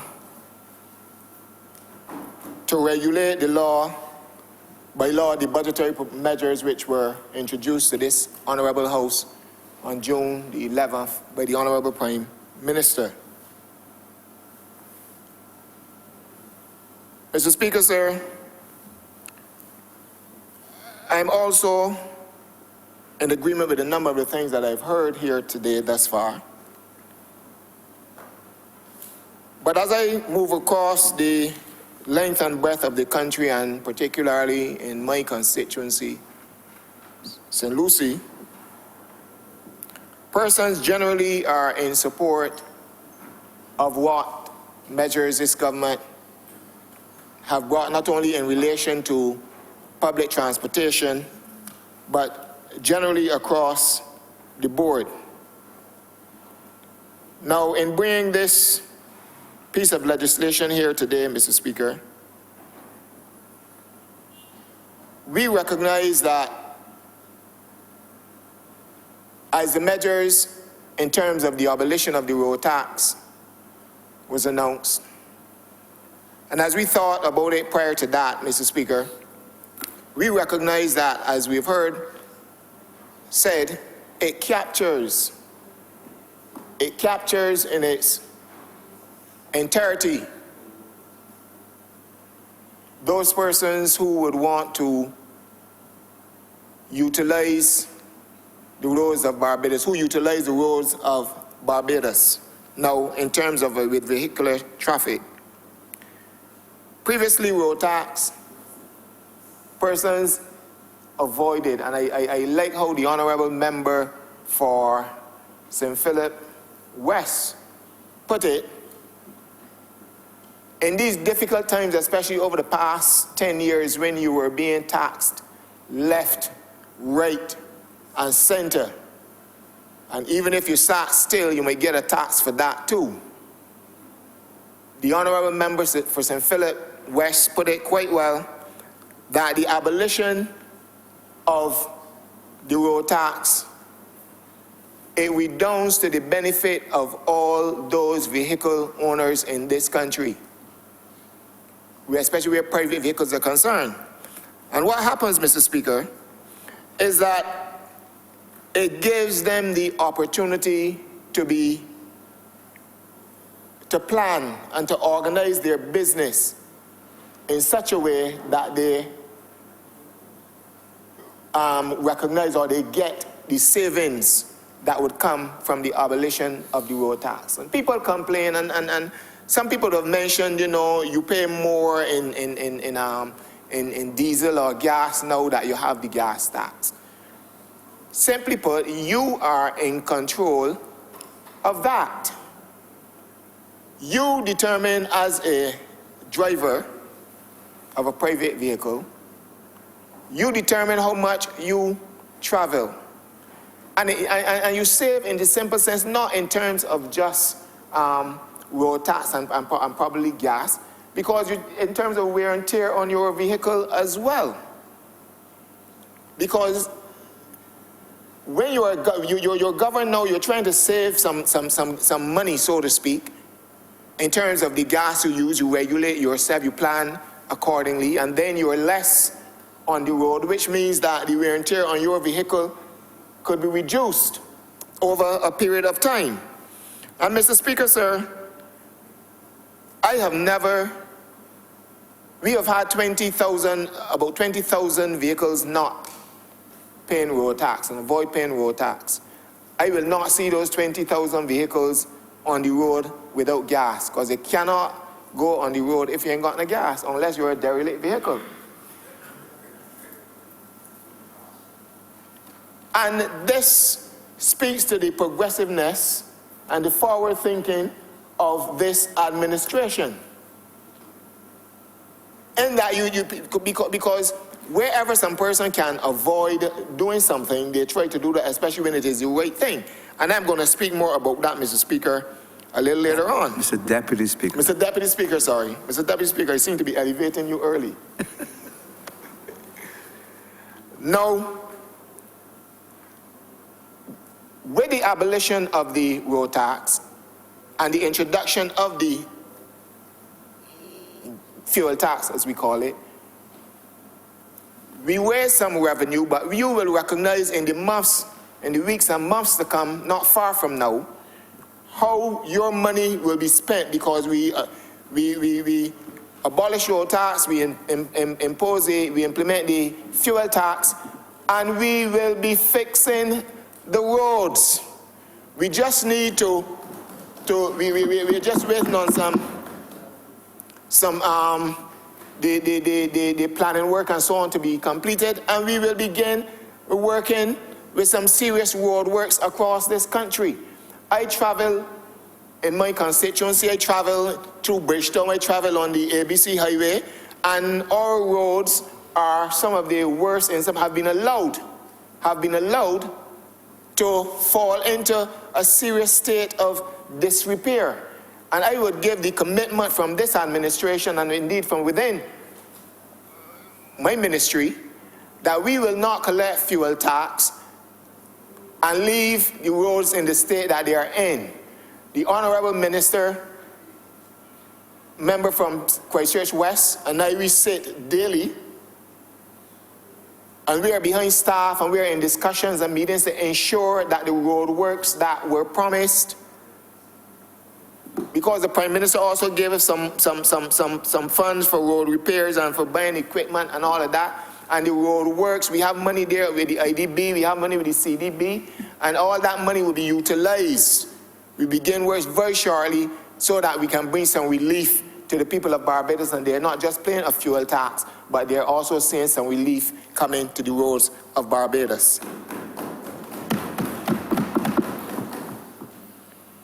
Mr. Speaker, sir, we've also gone a step further in the amendment, in that those persons that would come to Barbados, whether in a short-term visit, and who would want to, as the Honourable Member for Christchurch said, and who would want to bring their vehicles here and so on, you know, they are being helped as well. And I think that we are working, that is the area of business facilitation, Mr. Speaker. So we are working in that regard as well. Now, one of the things that I am going to spend some time on today, Mr. Speaker, and I've heard it echoed by the Honourable Member for St. James South, the Honourable Member for St. Philip West. I am very concerned in the way our roads are used by drivers. As I made my way here this morning on the Spring Garden Highway, traffic almost bumper to bumper.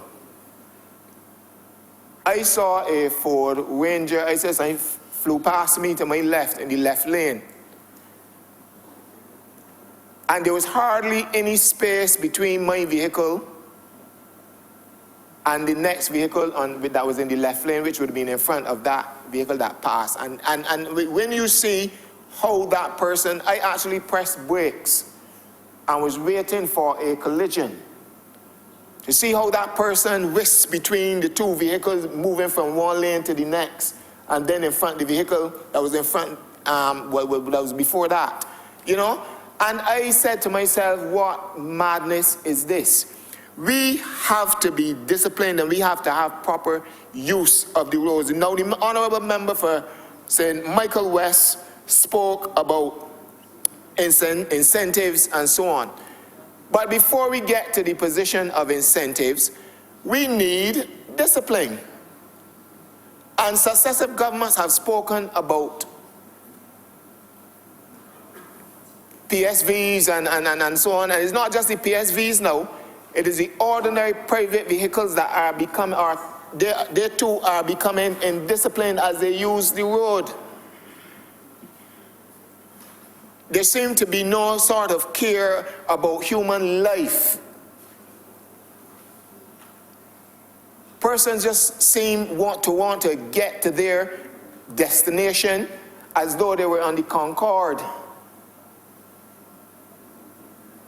But we have to exercise some discipline. Now, I am aware, Mr. Speaker, that there is a demerit point system, and speaking specifically now to the public service vehicles. It makes no sense in my view, in my humble opinion, Mr. Deputy Speaker, in putting laws on the statute books and not implementing them or following through on them. I do not recall, I am not aware that the demerit system is being used in this country.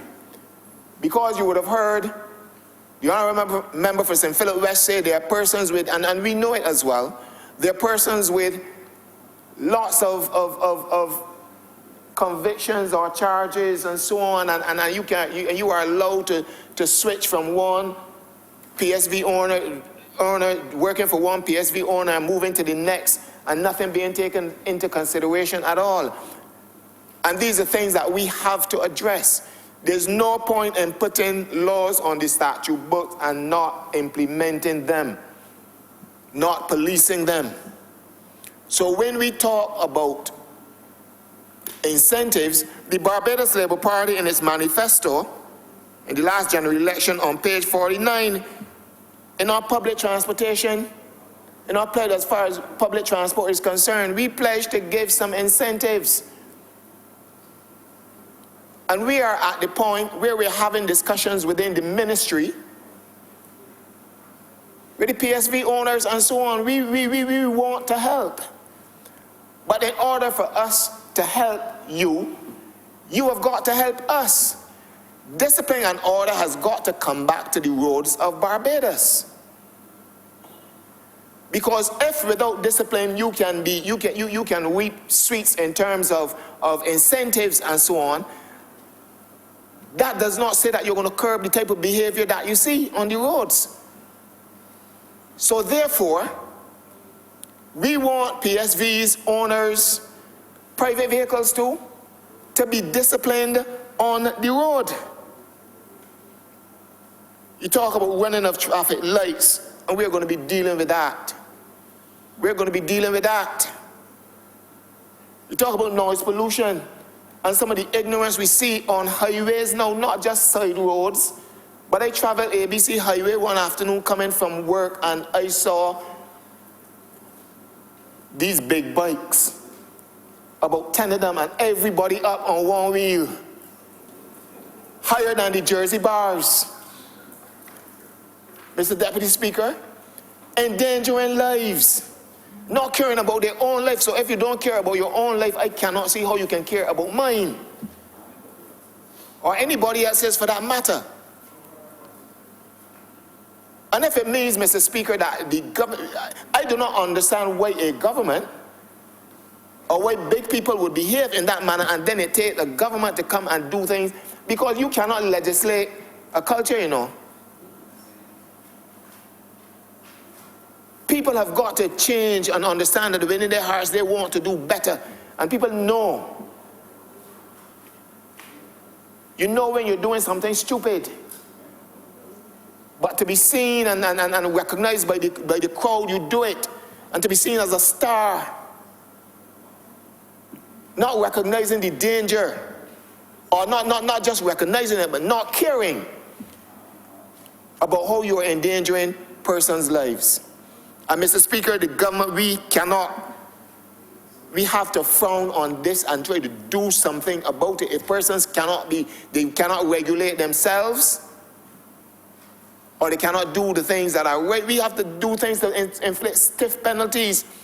That is why we move from 1,000 up to 5,000 in this amendment too, to make people know that the road tax might have been abolished, but you have to pay your insurance.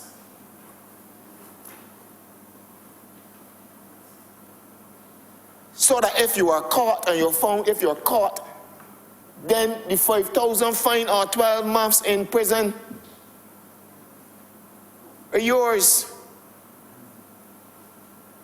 And these are things that we have to do in order for people, and the government has got to be seen to be serious by making some examples of others. I'm also thinking, Mr. Speaker, and I've heard this talked about, of instant ticketing as well, where people are doing foolishness. They don't wait, because people sit down and wait till they get a ticket, even for parking. You sit down and wait till 6 months pass, and you know it going through the headers. And Mr. Speaker, we got to move to the next, Deputy Speaker, we got to move to the next level, where persons are fined on the spot and you pay, or go across Colway Street or up, so for whenever, as long as you pay, till you pay the fine. And I'm serious about this, Mr. Speaker, Deputy Speaker, because discipline has got to come back to our roads, Mr. Deputy Speaker. Now, another aspect of this amendment, again, this tells you that this government is listening. This government is listening. We have had discussions, Mr. Speaker, Mr. Deputy Speaker, with the public service vehicle representatives, and it was raised where persons were taken out, have to take out their seats when they're going, some of the seats, because you get some vehicles come down with more seats than allowed by the law. Had to take them out when they go up in the point for inspection. They raised that, and we said, okay, we will fix it. We have now gone where minibus now, and based on the definition, move from a vehicle that would have 21 to 57 seats, up from 11. It was originally 11 to 24, now 21 to 57. They got more seating capacity, and they don't got to duck and hide. We are working with them, we are regulating, we are helping you, help us. We got a point, Mr. Speaker, where the ZR, the route taxis, that people complain and give so much problems at times, going off route and ducking through here and ducking through there, causing the government to spend money putting down speed humps in various community close-knit and densely populated communities, causing us money. Because the speed hump don't drop, the money has to be spent to deal with it. And we've moved, there were 15 seats, we give it to 20 now. So Honourable Member for St. James South, you have a lot of ZRs by you, Wanstead and all you, as a matter of fact, you got a whole set, and I know who from Silver Sands and Silver Hill and those areas. Honourable member for Christchurch, East Central, West Central, sorry, West Central, East Central too. But he's, Mr. Speaker, we have given the move from 15 seats to 20 seats, and we're helping. They have voiced their concerns, and this government has responded by reducing their costs, because when they have to go for inspection, and they have to take out the seats and get them put back in, maybe there's a cost to them each time they have to do it, but we have fixed it. And we urge them and the owners to work with the government to make transportation not just better but safer across the length and breadth of this country.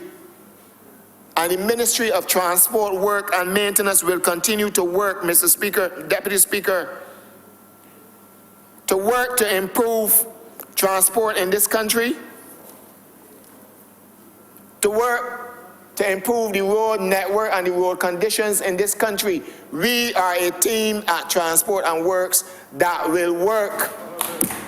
This is a government that is working, and not just working at the speed of molasses going up a hill on a sunny day, but working faster than Usain Bolt on the Olympic track, Mr. Speaker. And I have no problem whatsoever in supporting this amendment. And we commend them to this House. I'm obliged to you, Mr. Deputy Speaker. Member for St. Peter.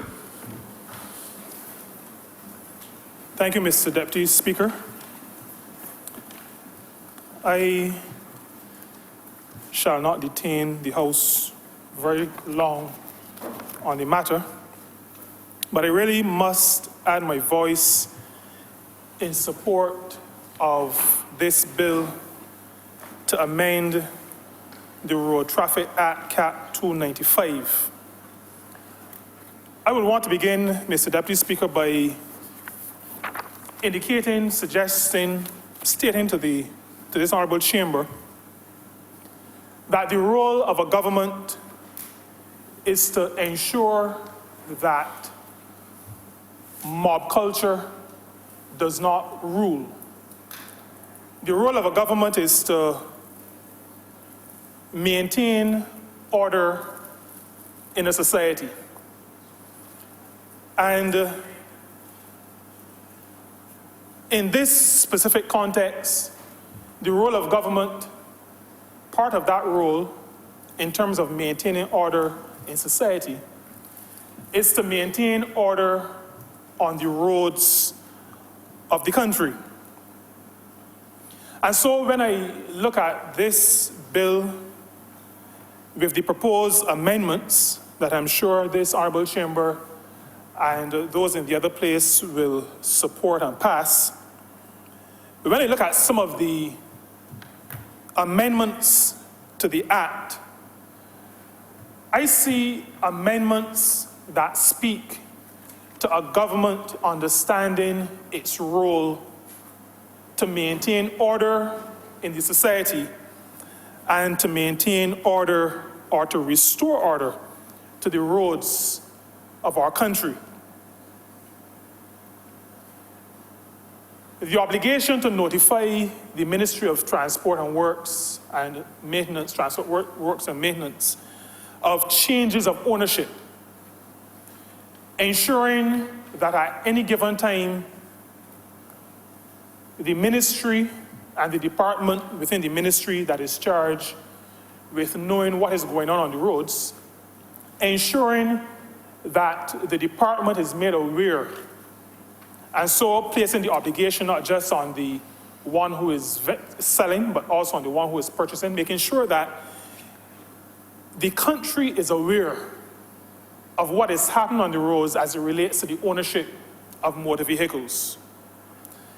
The classification by category, and the honourable member for Christchurch West very proudly displayed the new license plate. It says to us two things, and he continues to display C1414.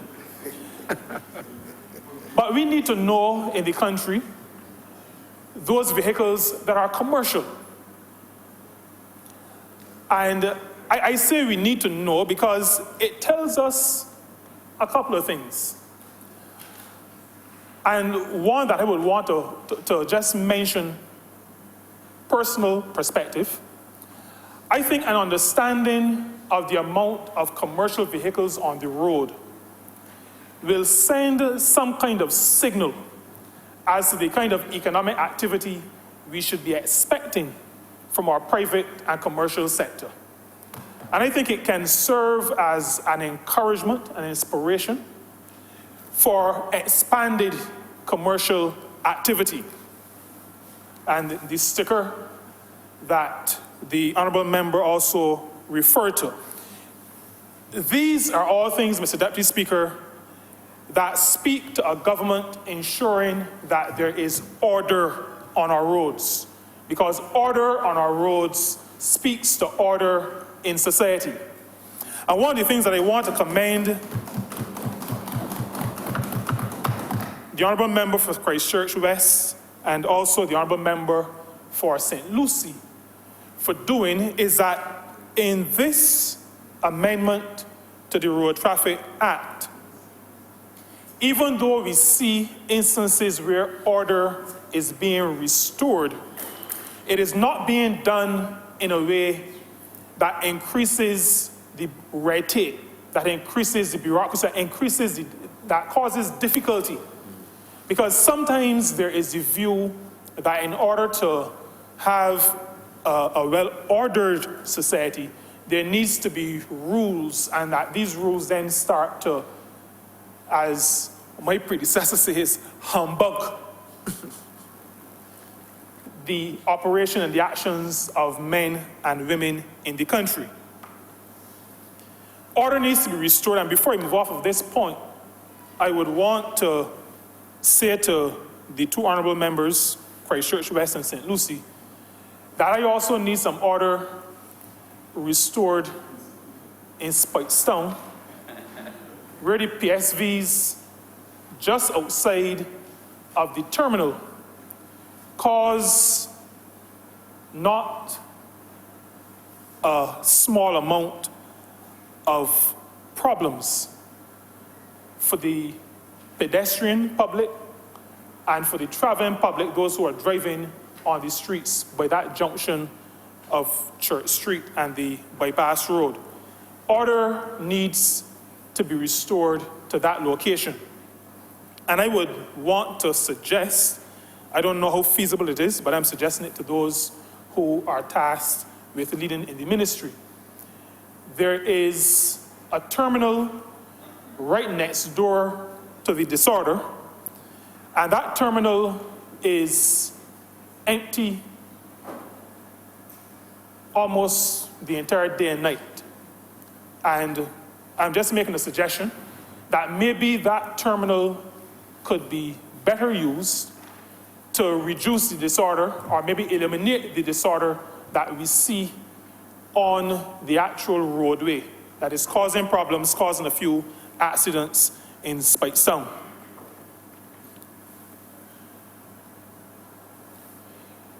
This amendment to the Road Traffic Act also speaks to something that this party and our leader, the Prime Minister, the Honourable Member for St. Michael Northeast,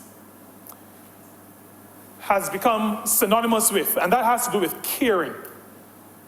And I want to say to you, Mr. Speaker, and to this Honourable House and to the public, that when we speak about insisting that insurance is paid for all vehicles on our roads, we're not saying that to give insurance companies money. We're not saying that to make sure, but just to add another rule to a system of rules. But we are insisting on that, and we're encouraging people to be compliant because the minister cares. This party cares. And but I almost said Mia cares, but we cannot use the names of honourable members. the honourable member for St. Michael Northeast, who leads this party, cares. And so when we insist that insurance is paid on our vehicles, it is to ensure that if, in the unfortunate situation that there is an accident, those who are negatively impacted can be restored. That is the reason why we want to insist that insurance is paid. When I think about laws, I think about laws to maintain order in society, not to cause burdens, not to add burdens to people. And so I would want to encourage Barbadians to see it as their duty to ensure that when vehicles are on the road, when they're traveling on the road, when they're driving in vehicles, that the insurance is paid. In that same vein, I am happy, and we've spoken about this before, but I'm happy with the change of the road tax from a flat tax to a tax that is added to petrol consumption. And I'm happy about this amendment on a number of planes. One is that the driver of a vehicle has no greater scope to manage the amount of tax that he or she will pay. And I think it is always a good thing when a person has a certain degree of control, a certain ability to manage the tax that that person will pay. And I think it is a good thing that we have changed from that flat tax to a tax based on the use of the road, the amount of travel that a person engages in.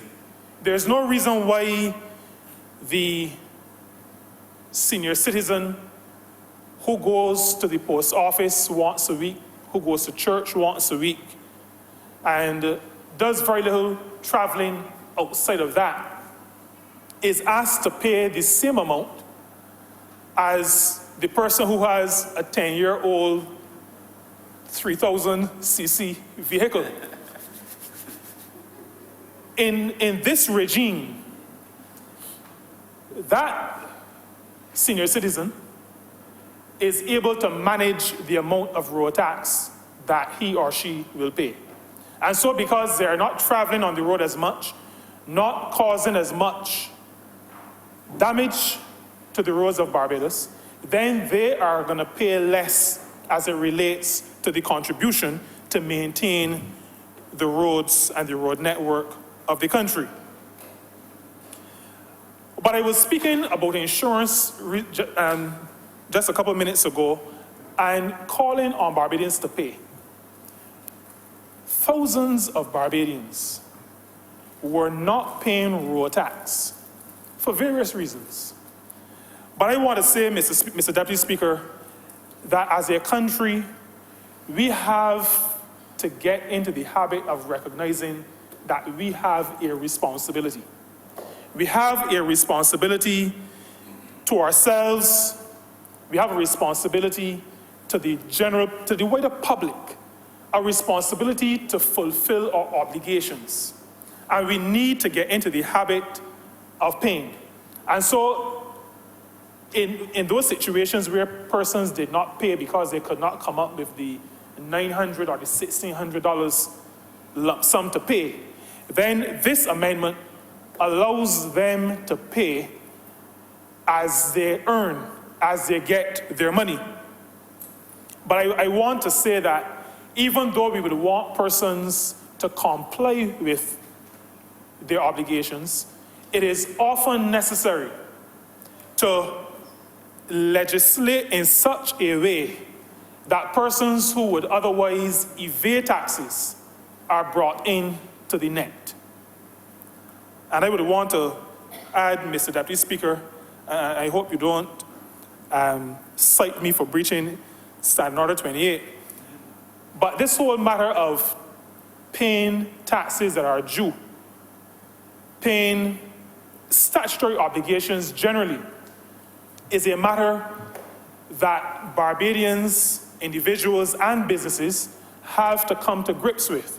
We have, for example, in Barbados, construction companies that are saying to their employees that they're self-employed, refusing to pay national insurance for them. But they're breaching all the tenets that govern the employee-employer relation. Persons have to work specific hours using tools of the company, doing the work in a manner mandated by the company. All the things that say that they are employees. But to avoid paying national insurance for those persons, they treat them as self-employed. Those kinds of things have to stop. And I only cite that because it is a manifestation, yet another manifestation of persons and sometimes businesses evading their responsibility to be good citizens as individuals or good corporate citizens, and to do what is right by the country and by the people who they will be interacting with. And so, even as the change in system for collecting road taxes changes, and I've heard the two ministers speak to having additional funds, and I will just want to remind them that the employees of the Ministry of Transport Works and Maintenance who are based at the depot at Jerusalem are waiting for some equipment so they can fix the roads in the alley in Boscobel, in Gaze, the roads in Fort Hill and Indian Ground, the roads in Black Bess and Mount Breverton. Those persons, Mr. Deputy Speaker, who sometimes cannot perform their function are saying to us in St. Peter that once they get the equipment, and given that the new tax structure will allow for additional funds, they, like us, are looking forward to the time when they have the equipment and the materials to fix the roads that I've mentioned. Before I take my seat, Mr. Deputy Speaker, I want to say two things very briefly. I commend the move to institute that temporary registration. And the Honourable Member for Christchurch West spoke to motorsports and facilitating those vehicles. And I would want to say that this kind of measure also says to me that as a government, we understand some of the nuances that attend the tourism industry. And these kinds of measures help to facilitate a smoother operation of this segment of the tourism industry. Because believe it or not, when we're talking about people who are staying less than 6 months in the country, we're talking about visitors, we're talking about guests, we're talking about tourists. And I want to commend the Honourable Member for Christchurch West for, in this amendment, better facilitating this niche in our tourism industry. And I would want also the second of those 2 points to indicate that even as we encourage people to be good citizens and to pay what they need to pay to the government, or as the Honourable Member said, as he quoted scripture, to render to Caesar the things that are Caesar's, we have to continue, and I know that the minister is already looking at this, but we have to continue to make sure that persons do not abuse certain privileges that a government and a country has given to them, so that those who get benefits based on what is supposed to be their involvement in agriculture, and those who get benefits based on what is supposed to be their involvement in the transport business, and that is, I'm speaking specifically of those who have taxis. We have, as a government that understands that its role is to maintain an ordered and an orderly society, we have to make sure that when a person gets benefit to engage in agriculture or to engage as a taxi owner or driver, that those vehicles are being legitimately used in those areas of economic activity and not just as a way to avoid a higher duty, a higher cost.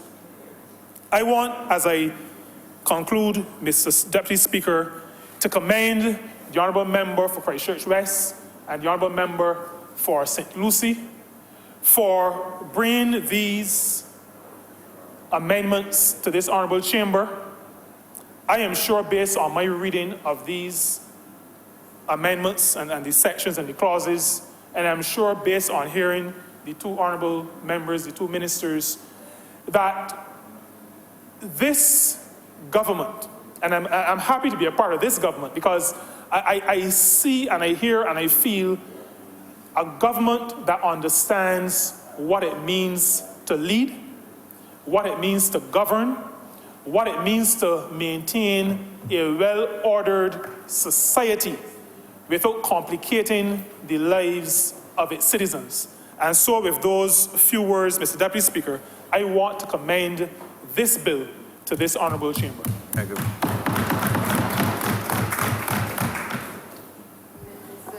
Deputy Speaker, I beg to move the suspension of the sitting until 2 p.m. this afternoon.